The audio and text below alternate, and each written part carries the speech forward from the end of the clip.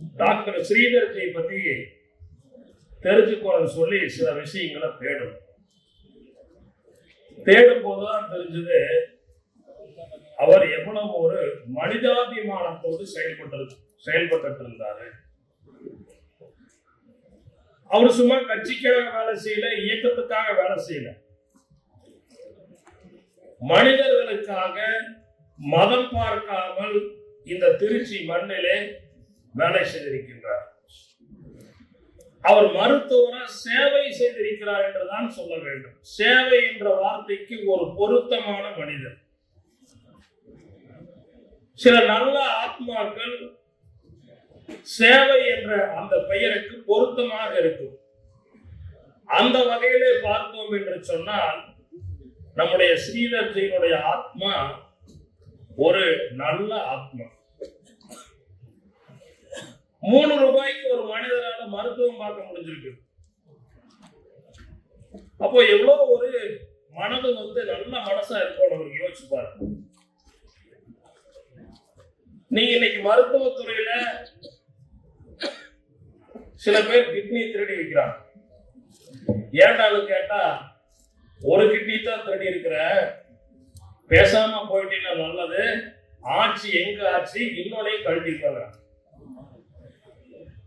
சகோதரர்களே, இன்றைய தினம் மருத்துவத்துறை என்பது எப்படி இருக்குது, எப்படி எல்லாம் பில்ல போட்டு தீர்க்கிறாங்க, ஐசியூ போய் படுத்து வச்சுட்டு.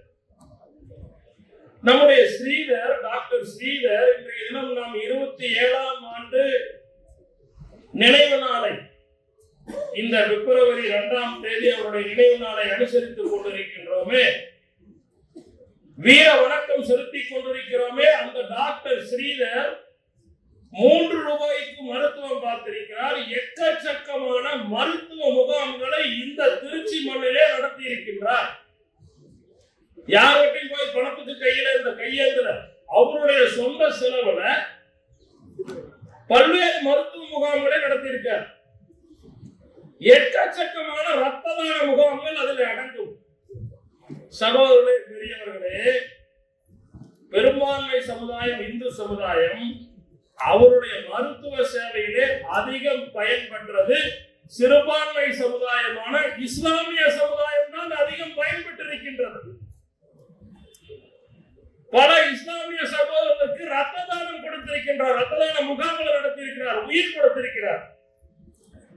அப்படிப்பட்ட ஒரு மனித நேயம் மிக்கவர், பாரத தேசத்தை உயிரென்று நேசித்தவர். அப்படி ஒரு ஆளு படுகொலை பண்றதுக்கு சில பேருக்கு மனசு வரும்னு சொன்னா அவர்கள் நிச்சயமாக மனிதர்களாக இருக்க முடியாது. இதே நாள் 1999 இரவு 10:30 மணிக்கு அவருடைய கிளினிக்ல வேலையெல்லாம் முடிச்சுட்டு தன்னுடைய மருத்துவ பணியெல்லாம் நிறைவு செய்துவிட்டு அதை அடைச்சிட்டு தன்னுடைய ஹீரோ ஹோண்டா பைக்ல வீட்டுக்கு வர்றார். வீட்டுக்கு வர வழியில அவர் வழிமறித்து 7 பேர் கொண்ட பன்றி கும்பல், நேருக்கு நேர் வந்தா அவர் சிங்கம், பின்னாடி ஒளிஞ்சிருந்து வந்தான்னு வைங்க அவன் பன்னி. இந்த பன்னி கூட்டம் 7 பேர் சேர்த்து ஸ்ரீதர்ஜியினுடைய பெடரியில பின்னாடி பக்கமா வெட்டி அவரை படுகொலை செய்தார்கள். திருச்சி மண்ணிலே இறந்து போனது ஒரு இந்து முன்னணி தொண்டர் அல்ல, ஒரு பாரதிய ஜனதா கட்சியினுடைய தொண்டர் அல்ல. திருச்சியில இறந்து போனது மனிதநேயம் இறந்து போனது 1999ஆம் ஆண்டு. எந்த அரசியல் கட்சியும் குரல் கொடுக்கலையே. இன்னைக்கு ஏன் 27 ஆண்டு ஆகியும் கூட இன்றைய தினம் நினைவு நாள் நிகழ்ச்சியை இன்னைக்கு நடு தெருவில் மேடை போட்டு நடத்திட்டு இருக்கிறோம்? மனித நேயம் காப்பாற்றப்பட வேண்டும். மனிதத்திற்காக குரல் கொடுத்தவர் ஒரு மகான். அந்த மகானை மதவெறி கும்பல் வெட்டி கொன்றது. எதற்காக வெட்டி கொன்றார்கள்? இந்த மண்ணில் இந்து முன்னணி வளர்ச்சிக்காக டாக்டர் ஸ்ரீதர் வேலை செய்தார், இந்து முன்னணியில பொறுப்பெடுத்தார். வீரத்துறை ராமகோபாலன் அவர்கள் சமுதாயத்தில் இருக்கக்கூடிய ஏற்றத்தாழ்வுகளை சரி செய்வதற்கு, தீண்டாமை என்ற கொடிய அரக்கனை விரட்டுவதற்கு வீதிகள் தோறும் விநாயகர் சதுர்த்தி விழாவை நடத்த சொன்னார். ராமகோபாலனுடைய அன்பு கட்டளையை ஏற்றுக்கொண்டு ஸ்ரீதர் அவர்கள் திருச்சி மண்ணிலே தெரு தெருவாக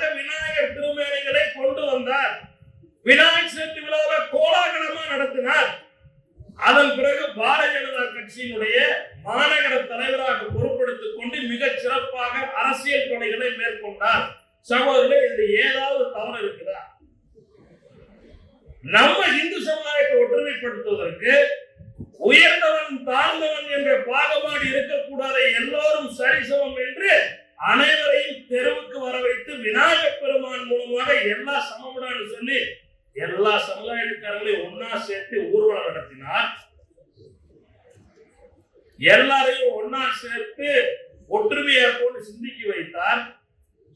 பாரதிய ஜனதா கட்சியில இணைந்து தேசியத்தை வளர்த்தினார். வாவு சிதம்பரம் பிள்ளை நம்முடைய தமிழ் மண்ணிலே எந்த தேசியத்தை வளர்த்தினாரோ அந்த தேசியத்திற்காக வேலை செய்தார். மகாகவி பாரதியார், சுப்பிரமணிய சிவா நம்முடைய தமிழ் மண்ணிலே எந்த தேசியத்திற்காக, தேசபக்திக்காக, பாரத அன்னையினுடைய விடுதலைக்காக வேலை செய்தார்களோ அந்த தேசபக்தியை வளர்த்துவதற்காக பாரதிய ஜனதா கட்சியிலே இணைந்து பணியாற்றினார். சகோதரர்களே, தமிழ் மண்ணிலே ஏற்றத்தாழ்வை களைவது ஒரு குற்றமா? சகோதரர்களே, நம்முடைய தமிழ் மண்ணிலே தேசியத்தை வளர்ப்பது ஒரு குற்றமா? தேசியத்தை வளர்த்தமைக்காக, சமூக நல்லிணக்கத்தை ஏற்படுத்தியதற்காக ஒருவர் தமிழ் மண்ணிலே கொல்லப்படுகிறார் என்று சொன்னால் அவருடைய நினைவை நாம் ஒவ்வொரு வருடமும் நிச்சயமாக போற்ற வேண்டும். அவருடைய உணர்வுகளை நாம் உள்வாங்கிக் கொள்ள வேண்டும். அப்பதான் நம்முடைய தாய் தமிழ் மண்ணு பாதுகாப்பானதாக இருக்கும். ஸ்ரீதர் போன்றவர்களை சமுதாயம் மறக்குமேயானால் இந்த வரக்கூடிய சமுதாயம் நம்மளை மன்னிக்காது. எதிர்கால சமுதாயினர் நம்மளை ஒருபோதும் மன்னிக்க மாட்டார்கள். எவ்வளவு கொடுமை இன்னைக்கு தமிழகத்துல, எவ்வளவு அட்டுழியங்கள் தமிழகத்தில் நடந்துட்டு இருக்குது. டாக்டர் ஸ்ரீதர் மாதிரி எத்தனை பேர் திருச்சியில மாத்திரதான் அந்த படுகொலை நடந்திருக்குதா?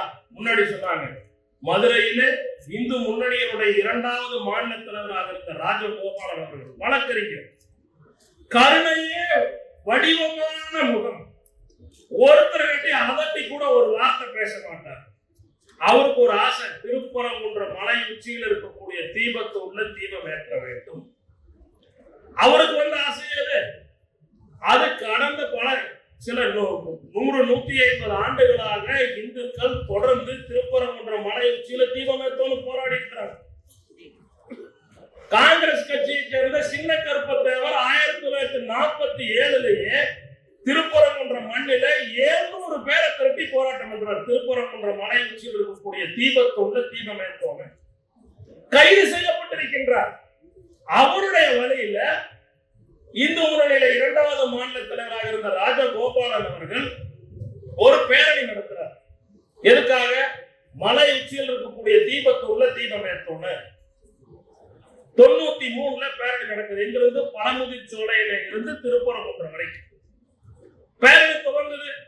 மதுரை மாநகர் முழுவதும் பேரணி வலம் வருகிறது. பாத யாத்திரையே வராது. இந்த பாத யாத்திரை வந்தோடனே திருப்பரங்குன்றத்துல ஒரு தடியடி நடத்தப்பட்டு 50 பேர் கைது செய்யப்பட்டார்கள். அதுல ராஜகோபாலன் ஒருவர். இந்துக்கள் மத்தியில மிகப்பெரிய எழுச்சி, எல்லோரும் மனசுலயும் ஆர்வம் வந்தது. திருப்பரங்குன்ற மலை உச்சியில தீபம் ஏற்போல இந்த எழுச்சி, இந்த ஒற்றுமை இந்துக்கள் மத்தியிலே வர துவங்கிய உடனேயே நம்முடைய தமிழ் மண்ணில் சில பேருக்கு பொருட்கள் 1994 10/10/1994 10ஆம் தேதி அவருடைய வீட்டு முன்னாடி பேப்பர் படிச்சுட்டு இருக்கும் போது தன்னுடைய 3 பேர் மகன்கள், சின்ன குழந்தைகள், பாலகர்கள், அவருடைய மனைவி அதிகாலையில் 7 மணிக்கு பயங்கரமாக வெட்டி படுகொலை செய்யப்பட்டார். காரணம் என்ன? திருப்பரங்குன்ற மலை உச்சியில தீபம் ஏற்றோணுங்கிறதுக்காக இந்துக்கள் மத்தியில விழிப்புணர்வை ஏற்படுத்தினார். திருச்சியில் நமக்கெல்லாம் தெரியும், நம்ம பாரதிய ஜனதா கட்சியினுடைய மாநில பொதுச் செயலாளராக இருந்தவர் அன்பே வடிவம் கிட்டத்தட்ட 50க்கும் அதிகமான முறை ரத்த தானம் செய்தவர். அவரு எந்த பாவமும் அறியாதவர், எந்த ஒரு மாற்றுக்கும் எதிராக பேசாதவர், அப்படி கருணையே வடிவமாக 50க்கும் அதிகமான முறை ரத்த தானம் செய்த பாரதிய ஜனதா கட்சியினுடைய மாநில பொதுச் செயலாளராக இருந்தவரை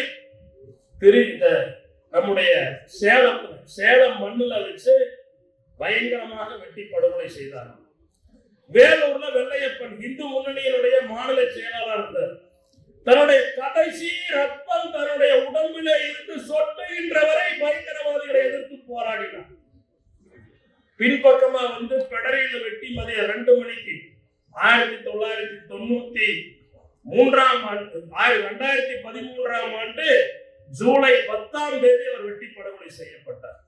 என்ன கொடுமை பாருங்க.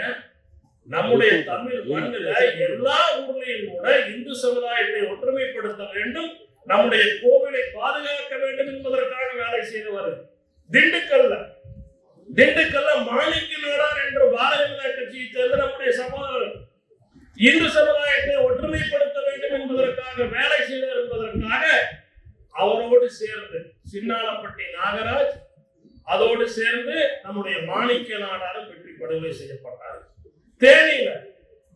தேனியில ஆறுமுகம் வரதராஜன் என்று 2 துடிப்பு மிக்க இளைஞர்கள் தேசபக்தியை மக்கள் மத்தியிலே கொண்டு போய் சேர்த்தார்கள். இந்துக்களை ஒற்றுமைப்படுத்துவதற்காக வேலை செய்தார் என்பதற்காக 2 பேர். கோயம்புத்தூர்ல 89ல 91ல வீரசிவா வீரகணேஷ், அதனுடைய தொடர்ச்சியாக RSS இயக்கத்தை சேர்ந்த முருகேசன், அதனுடைய தொடர்ச்சியாக கடைசியாக நம்முடைய சசிகுமார் வரை, சென்னையில் அம்பத்தூர் சுரேஷ், இப்படி பட்டியல் போட்டே போலாம். தமிழ்நாடு முழுவதும் எத்தனை நம்முடைய இந்து சொந்தங்கள் இந்து ஒற்றுமையை ஏற்படுத்துவதற்காக மக்கள் மத்தியிலே தேசபக்தி ஏற்படுத்துவதற்காக உயிரை கொடுத்திருக்கின்றார்கள். ஏன் இந்த கொடுமையெல்லாம் நடக்குது? RSS அலுவலகத்தை குண்டு வச்சு தகர்த்தான் நம்முடைய சென்னையில 93வது வருஷம் ஆகஸ்ட் மாசத்துல. என்ன பண்ணாங்க RSS? தினசரி காலையில நம்முடைய இளைஞர்கள் எல்லாம் வர சொல்லி மைதானத்தில் உட்கார வச்சு உடற்பயிற்சி சொல்லி கொடுத்தாங்க. ஒன்னா எப்படி செயல்படுறது, மனிதர்கள் மத்தியில ஏற்றத்தாழ்வுகள் இல்ல, நாம எல்லாம் ஒண்ணு, இதை சொல்லி கொடுத்தாங்க. அதுக்காக சில உடற்பயிற்சிகள் சொல்லி கொடுத்தாங்க. அதற்கு ஒரு மையமாக அந்த RSS அலுவலகம் இருந்தது. ஒன்னு அல்ல 2 அல்ல 11 பேர் குண்டு வைத்து RSS அலுவலகத்திலே அந்த குண்டுவெடிப்பிலே படுகொலை செய்யப்பட்டார்கள். நான் ஏன் இந்த பட்டியலெல்லாம் போட்டு வரேன்னு சொன்னா, இந்த கொலைகள் எதுவுமே தங்களுடைய சொந்த காரணங்களுக்காக நடக்கவில்லை. எதற்காக நடந்தது? சமுதாயத்தில் ஒற்றுமை ஏற்படுத்துவதற்காக வேலை செய்தவர்கள் ஒன்றுதான் அவர்கள் செய்தது. கிறிஸ்தவ மதத்தை தப்பா பேசல, இஸ்லாமிய மதத்தை தப்பா பேசல, இஸ்லாமியர்களை யாரையாவது படுகொலை பண்றதுக்கு திட்டம் போடல, யாரையும் தூண்டி விடல. இந்த கொலைகள் எல்லாம் எதற்காக நடந்தது? இவர்கள் வேலை செய்தால் சமுதாயத்திலே ஒற்றுமையை ஏற்படுத்தி விடுவார்கள், ஆகவே ஒருபோதும் வேலை செய்யக்கூடாது. என்ன கொடுமை பாருங்க. நம்முடைய ஆடிட்டர் ரமேஷ் சேலத்துல பாரதிய ஜனதா கட்சியினுடைய பொதுச் செயலாளர் இருந்தார். அவர் 50க்கும் அதிகமான முறை ரத்தாவரம் கொடுத்தார். அங்க இருக்கக்கூடிய மலைவாழ் மக்கள் மத்தியில போய் வேலை செஞ்சார். அங்க இருக்கக்கூடிய அந்த குழந்தைகளை, மலைவாழ் பகுதியில் இருக்கக்கூடிய அந்த டிரைபல்ஸ் குழந்தைகளை பல பேருக்கு கல்வி உதவி செஞ்சார். அப்படிப்பட்ட ஒரு நபரை எதுக்காக படுகொலை பண்ணாங்க? காரணம் ஒண்ணுதான், தேசபக்தியை உருவாக்கினார்கள், இந்து சமுதாயத்தில் ஒற்றுமையை ஏற்படுத்துவதற்காக வேலை செய்தார்கள். இதற்காக ஒரு மண்ணுல படுகொலை நடக்குன்னு சொன்னா ஒட்டுமொத்த தமிழ் இனமே திரண்டு வந்து அதை கண்டிக்க வேண்டுமா வேண்டாமா? ஏன் கண்டிக்கல? ஒரு விவாதம் நடக்குது. நம்முடைய ஆடிட்டர் ரமேஷ் படுகொலை செய்யப்பட்ட போது அதை டிவியில பார்த்துட்டு இருக்கிற நேரலையில ஒரு விவாதம். அப்பதான் ஒரு 6-7 நாளைக்கு முன்னாடி நம்முடைய வெள்ளையப்பன் படுகொலை செய்யப்பட்டிருக்கிறார். அந்த வெள்ளையப்பன் படுகொலை நடந்து அடுத்த 6 நாள்ல ஆடிட்டர் ரமேஷ் படுகொலை செய்யப்படுகிறார். ஜூலை 10ஆம் தேதி வெள்ளையப்பன் படுகொலை, ஜூலை 17 19 அடுத்த ஒரு வாரத்துல 9 நாள்ல ஆடிட்டர் ரமேஷ் படுகொலை செய்யப்படுகிறார். அப்போ ஒரு விவாதம், தமிழ்நாட்டில் தொடர்ந்து இந்திய இயக்க தலைவர்கள் படுகொலை செய்யப்படுறாங்களே, இதை பத்தி என்ன? அப்ப அந்த விவாதத்துல கலந்து கொண்டு ஒரு முஸ்லீம் மதத்தை சேர்ந்த ஒரு அமைப்பை சேர்ந்த ஒரு சகோதரர் பேசுறாரு. இந்த வேலூர் நம்முடைய ஆடிட்டர் ரமேஷ் கொலை செய்யப்பட்ட உடனேயே ஒரு பெண் நிர்வாகி அவருடைய சேவையினால, அவருடைய பழக்க வழக்கத்தினால இருக்கப்பட்டவர் அந்த துக்கம் தாளாம ஏதோ விஷம் குடிச்சிடறாங்க. அவங்க கொடுத்துக்கிறாங்க ஹாஸ்பிட்டல் போய். அந்த பெண் நிர்வாகியோ ஆடிட்டர் ரமேஷ் அவர்களையும் தொடர்புபடுத்தி பாருங்க, ஒரு பெண் நிர்வாகி விஷம் குடிச்சிட்டாங்க, இவங்களுக்குள்ள ஏதோ ஒரு தப்பான உறவு இருந்திருக்குது, இந்த தப்பான உறவின் காரணமாகத்தான் ஆடிட்டர் ரமேஷ் ரெட்டி படுகொலை செய்யப்பட்டார் என்று ஒரு நேரலையில ஒரு முஸ்லீம் அமைப்பை சேர்ந்த ஒரு நபர் பேசுறார், லைவ்ல டெலிகாஸ்ட். அந்த விவாதம் நடத்த நெறியாளர் கை கட்டி நின்று வேடிக்கை பார்த்து இருக்கிறார். அந்த விவாதத்துக்கு வந்திருக்கிற நம்முடைய கருத்தை பேசக்கூடிய ஒருவரை தவிர மற்ற அனைவருமே அதை ரசிக்கிறார்கள். தமிழ்நாட்டில் ஒவ்வொரு முறையும் இந்து இயக்கங்களை சார்ந்தவர்கள், நான் சொன்ன நபர்கள் எல்லாம் படுகொலை செய்யப்படுகின்ற பொழுது இது கட்ட பஞ்சாயத்து, கள்ளக்காதல், நிலத்தகராறு, கந்து வட்டி பிரச்சனை, வேலூர் வெள்ளையப்பனுக்கு எதிராக கந்து வட்டி, எதிராக தொழில், சமுதாயத்திற்காக தன்னையே முழுமையாக இந்துக்களுக்காக அர்ப்பணித்துக் கொண்ட ஒரு முழுநேர ஊழியர் வேலூர் வெள்ளையப்பன். இப்படி எல்லாம் எப்படி நாக்குசாமி தமிழ்நாட்டில் பேசுறாங்க. இப்போ கடந்த 2 ஆண்டுக்கு முன்னாடி பாட்ஷா நீதிமன்றத்தினால கோயம்புத்தூர்ல குண்டு வச்சதுக்காக கைது செய்யப்பட்டவன், நீதிமன்றத்தினால பல நீதிமன்றங்களால இவன் குண்டு வச்சத உண்மையில அவனுடைய அந்த வழக்கானது தண்டனை விதிக்கப்பட்டது, சாகும் வரை தூக்கிலிட வேண்டும், சாகும் வரை ஜெயில் இருக்கும். இந்த திமுக வந்தோடனே உடனே பரோல் விட்டாங்க. கடைசி காலத்துல பரோல்ல வெளியிருந்தான். பரோல்ல வெளியிருந்தாலும் கூட நீதிமன்றத்தால் குற்றவாளி என்று தீர்ப்பு சொல்லப்பட்டவன். பாகிஸ்தான்ல காஷ்மீரில் இருக்கக்கூடிய பயங்கரவாத அமைப்புகளோடு தொடர்பு கொண்டு பாகிஸ்தானுடைய உளவு அமைப்பான ISI போன்ற உளவு அமைப்புகளோடு தொடர்பு வைத்துக் கொண்டு நம்முடைய தமிழ் மண்ணிலே கோவையிலே குண்டுவெடிப்பு நிகழ்த்தி 56 பேரை கொன்றவன், 100க்கும் அதிகமானவர்களை முடமாக்கியவன். நீதிமன்றம் கொடுத்த தீர்ப்பு. நீதிமன்றம் விடுதலை பண்ணல, பரோல வெளியிருந்தான். பரோல வெளியிருந்த போது அந்த பாட்ஷா உயிரிழந்து போறான், உடல் நோய்வாய்ப்பட்டு உயிரிழந்து போறான். என்ன செய்யணும் அரசாங்கம், என்ன செய்ய வேண்டும் பொறுப்புள்ள அரசியல் கட்சிகள் கண்டு காணாம விட்டு போகணும். ஆனா என்ன நடந்தது, பாட்ஷா உயிரிழந்ததற்கு தமிழ்நாட்டில் இருக்கக்கூடிய பல்வேறு அரசியல் கட்சியினுடைய தலைவர்கள் அந்த நிகழ்ச்சியில போய் கலந்துகிட்டு அவனுக்கு மாலை போட்டு வீர வணக்கம் செலுத்துறான்னு சொன்னா, சகோதரனே சகோதரிகளே, நாம் ஸ்ரீதர் போன்றவர்களை மறக்கலாமா? என்ன அநியாயம் பாருங்க. இவன் இறந்தது பக்கத்திலேயே அவனுக்கு அடக்கம் பண்றதுக்கான கபஸ்தான் இருக்கு. ஒரு 1/2 கிலோமீட்டர் தூரத்துல கபஸ்தான் இருக்கு. அந்த கபஸ்தான் அடக்கம் பண்ணல, தியாகிகள் எல்லாம் கொண்டு வந்து மார்க்கெட் பக்கத்துல, பூ மார்க்கெட் பக்கத்துல ஒரு கபஸ்தான் இருக்கின்றது. அந்த கபஸ்தான் தான் தியாகிகளை அடக்கம் செய்வதற்கான கபஸ்தான். கோயம்புத்தூரிலே பல்வேறு முக்கிய சாலைகள் அடைக்கப்பட்டு போக்குவரத்து மாற்றம் செய்யப்பட்டு 10 கிலோமீட்டருக்கு மேல இந்த பாட்ஷாவுக்கான உருவாக்கம் இருக்கிறது என்று சொன்னால் ஸ்ரீதர் போன்ற தேசபக்தர்களை நாம் மறக்கலாமா என்பதுதான் இன்றைய கேள்வியாக இருக்கின்றது. 10 கிலோமீட்டர் நடத்துறாங்க, கோஷம் போடுறாங்க, வீர வணக்கம் வீர வணக்கம், பாட்ஷாவுக்கு வீர வணக்கம். நாட்டை காட்டி கொடுக்கிறவங்க வீர வணக்கமானா? நாட்டை காட்டி கொடுக்கிறவங்க வீர வணக்கமா? இந்த அரசாங்கமும் போலீஸும் கைகட்டி வேடிக்கை பார்க்கிறாங்க. இங்க எழுதிட்டாங்க நம்மளுக்கு, பணி செய்தே பணி இருப்போம். என் பக்கத்துல போட்டோ வச்சிருக்காங்க, ஸ்ரீதர்ஜியோட போட்டோ. அதுக்கு மேல எழுதிட்டாங்க ஒரு வாசகம். என்ன வாசகம்? பணி செய்தே பணி இருப்போம். அது என்ன ரொம்ப தப்பான வாசகமா? வெடிகுண்டு வீசுவோம் வாசகம் எழுதியிருந்தாங்களா? உடனே போலீஸ் பதறது. 27 வருஷம் ஆச்சு. நம்மால என்ன சொல்றாங்க? பணி செய்தே பணி இருப்போம். இது கோயம்புத்தூர்ல நம்முடைய சசிகுமார் அவர்கள் படுகொலை செய்யப்பட்ட பொழுது வன்முறை பாதையை நாம் தேர்ந்தெடுக்க கூடாது.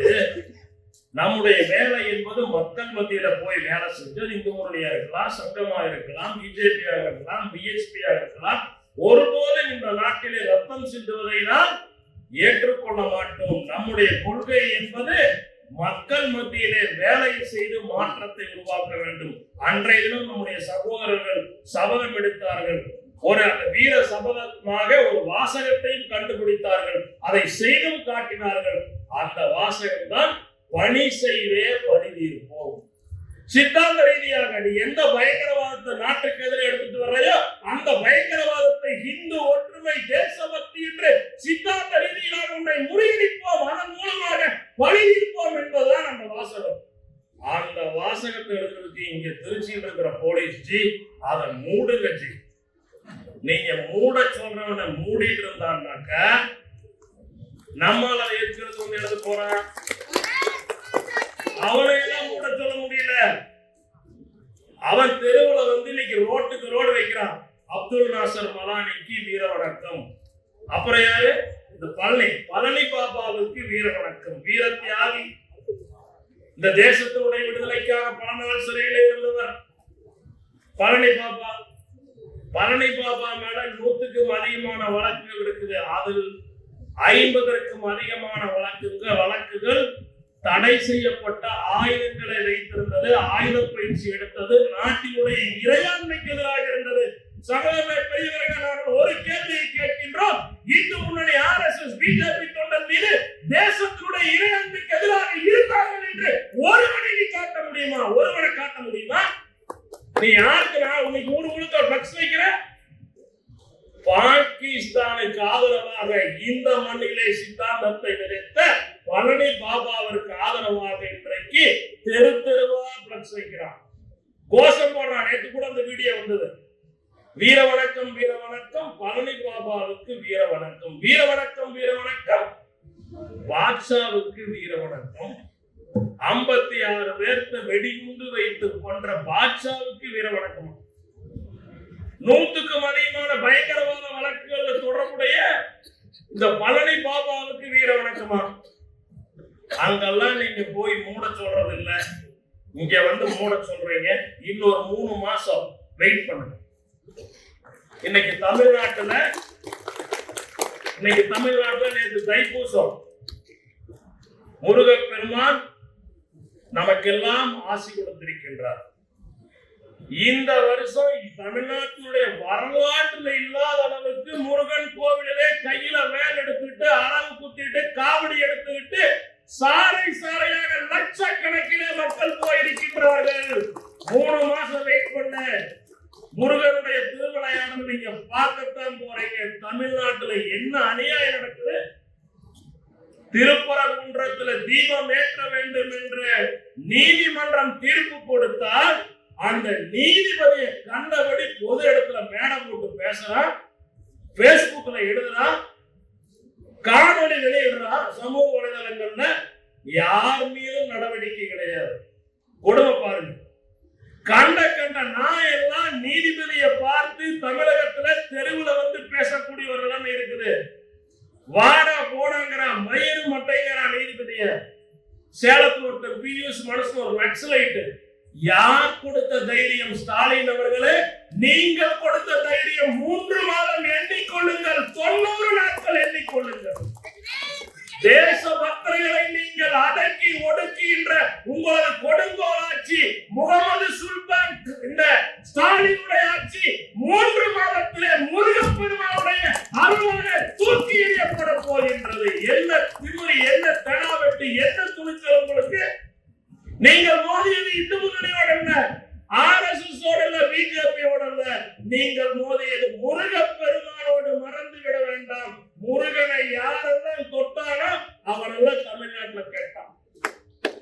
கடந்த ஆண்டு பிப்ரவரி மாசம் ஒரு பெரிய எழுச்சி மிகுந்த மாசம்.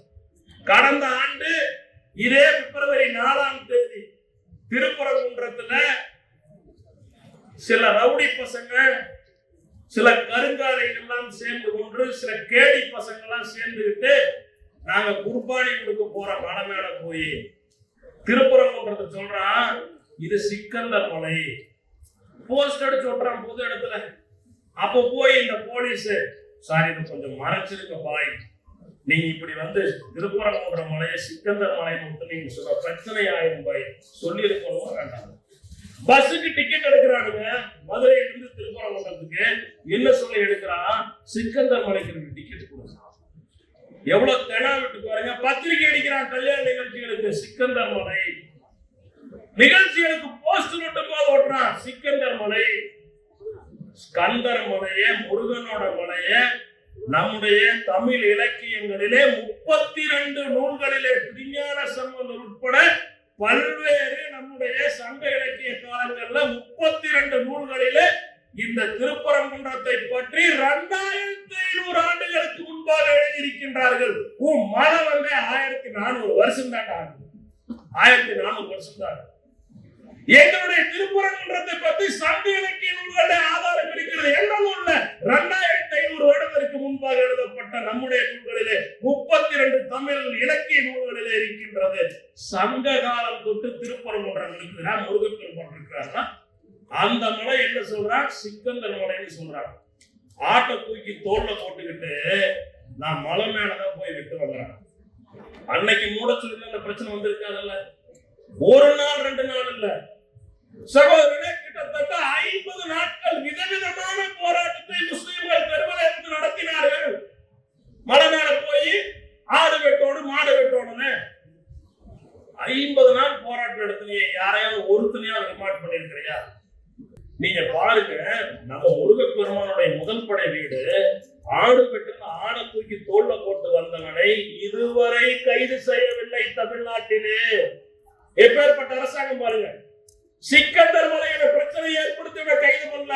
பல்வேறு அமைப்புகள் தினந்தோறும் போராட்டம். முதல் நாள் எஸ்டிபி, 2வது நாள் தமுக, 3வது நாள் இந்திய யூனியன் முஸ்லீம் லீக், 4வது நாள் இன்னொரு கம்யூனிஸ்ட் கட்சி கபோதி. இப்படி தினந்தோறும் பல்வேறு கட்டங்களாக குர்பானி கொடுப்பதற்காக மலை மேல் போய் ஆடு மாடு வெட்டுறதுக்காக போராட்டம் நடந்தது.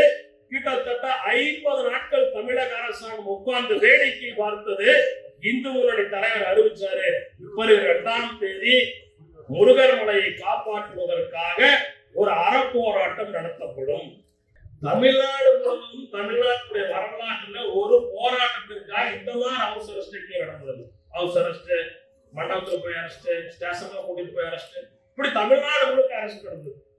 சகோதரர்களே, இந்த கைது சம்பவங்கள் தமிழ்நாடு முழுக்க நடந்து கொண்டிருக்கின்ற வேளையில திருப்பரங்குன்றத்தை சுற்றி மாத்திரமே 850 பேர் கைது செய்யப்பட்டார்கள். போராட்டத்தில் ஈடுபட்டதாக. எப்போ? 3 மணி, மாலை 3 மணி நிலவரப்படி பிப்ரவரி 2ஆம் தேதி. அப்ப வரைக்கும் நமக்கு அனுமதி கிடைக்கல.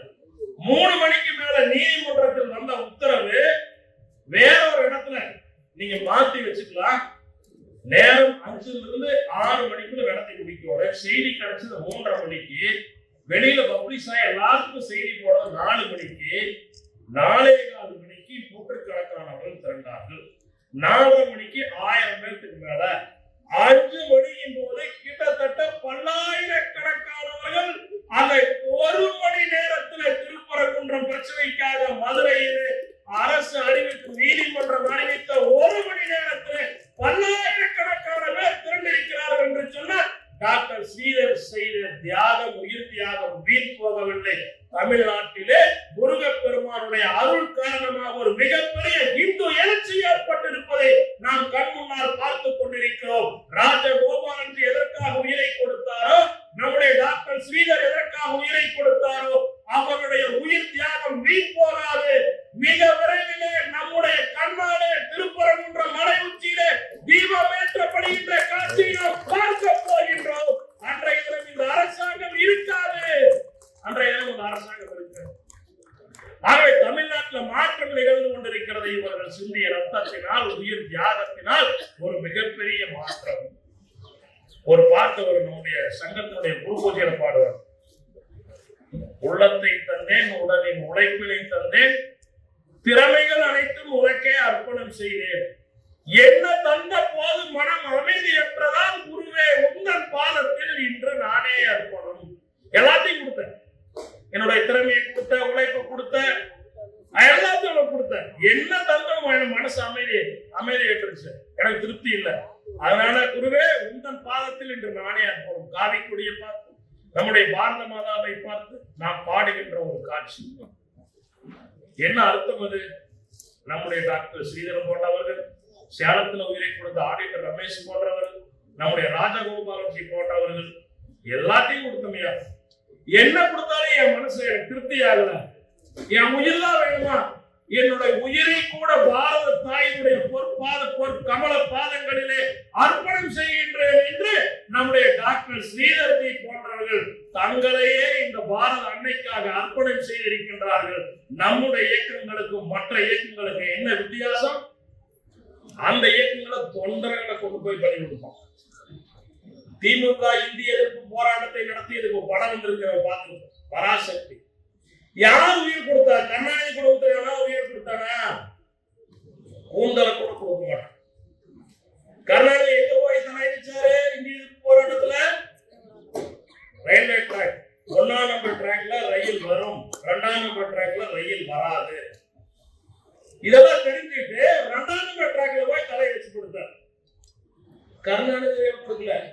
வைகோக்கா நிறைய பேர் உயிர் கொடுத்தாங்க கட்சியில் கலந்து வந்த போது. ஆனா வைகோ குடும்பத்துல யாராவது உயிர் கொடுத்தாங்க? அந்த வைகோ எங்க போய் சேர்ந்திருக்காரு? சகோதரர்களே, நம்ம இயக்கங்களுக்கும் மற்ற இயக்கங்களுக்கும் இருக்கக்கூடிய வித்தியாசம் வந்துதான், நாம நம்மையே தியாகம் செய்து நம்முடைய லட்சியத்தை, நம்முடைய கொள்கையை இந்த தேசத்திற்காக நாம் வேலை செய்திருக்கிறோம். நம்மையே தியாகம் செய்து. இன்னொரு பாட்டு வரும், கண்ணாவும் சன்னதியில் நாடும் இடம் பெற வேண்டும், கருணையுடன் எனக்கு அருள்வாய். அந்த பாட்டுல ஒரு வரி வரும், ஊதுபத்தி எரிவதல்ல. அதாவது இறைவனுடைய சன்னதியில நாடு இடம் பெறும், அதற்கான தகுதி என்னன்னு கேள்வி. அது அந்த பாட்டுல ஒரு வரி வரும், ஊதுபத்தி எரிவதென்ன, அதற்கு இங்கு தகுதி என்ன, தியாகம் மட்டும் தகுதி என உணர்ந்து தன்னையே எரித்துக் கொண்டு அழித்துக் கொண்டு தருவது நறுமணத்தை.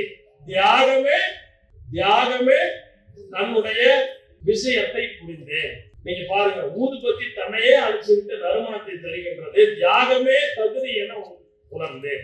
நம்முடைய இயக்கங்கள்ல, நம்முடைய கட்சியில தியாகம் தான் தகுதி.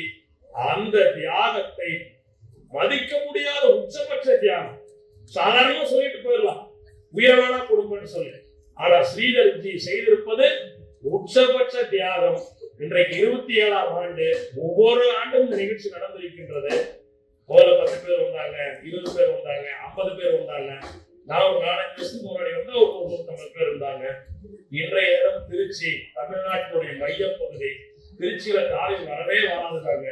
அப்படிப்பட்ட திருச்சியில இன்னைக்கு சுமார் 1000 பேர் இங்கு திரண்டு நின்றிருக்கிறார் என்று சொன்னால் நம்முடைய தியாகத்தினாலே, நம்முடைய அர்ப்பணிப்பு மனப்பான்மையினாலே.